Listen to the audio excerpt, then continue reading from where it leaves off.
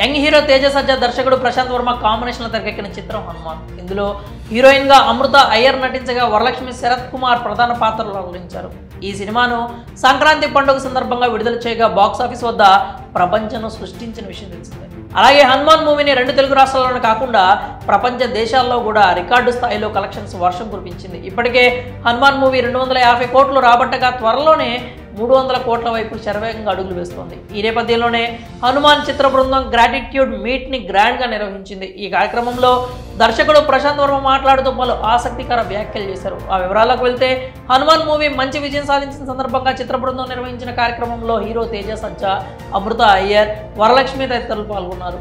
వీరితో పాటు సినీ పరిశ్రమకు చెందిన పలువురు ప్రముఖులు కూడా సందడి చేశారు. ఈ సందర్భంగా ప్రశాంత్ వర్మ మాట్లాడుతూ హనుమాన్ మూవీని ఇంత సక్సెస్ చేసిన ప్రేక్షకులకు, ఆ దేవుళ్లకు, చిత్ర బృందానికి పేరు పేరున థ్యాంక్స్ చెప్పారు. అలాగే మా ఈ విజయంలో మైత్రి డిస్ట్రిబ్యూటర్స్ వారిది కూడా కీలక పాత్ర ఉంది కనుక వారికి ప్రత్యేక కృతజ్ఞతలు అంటూ చెప్పుకొచ్చారు. ఇక ఈ హనుమాన్ మూవీకి సంబంధించి మున్ముందు చాలా వేడుకలు జరగనున్నాయి. దీంతోపాటు 50 రోజుల వేడుకలోకి పనిచేసిన వారందరికీ ప్రత్యేక బహుమతులు, కానుకలు అందజేయబోతున్నట్లు ప్రశాంత్ వర్మ తెలిపారు. ఇక హనుమాన్ సినిమాను ప్రేక్షకులు ఒక పవిత్ర దేవాలయంగా భావిస్తున్నారు. ఈ మూవీని చూడటం ద్వారా చాలా మంది ప్రేక్షకులు వారికి తెలియకుండానే అయోధ్య రామ మందిరానికి ₹5 విరాళంగా అందిస్తున్నారు.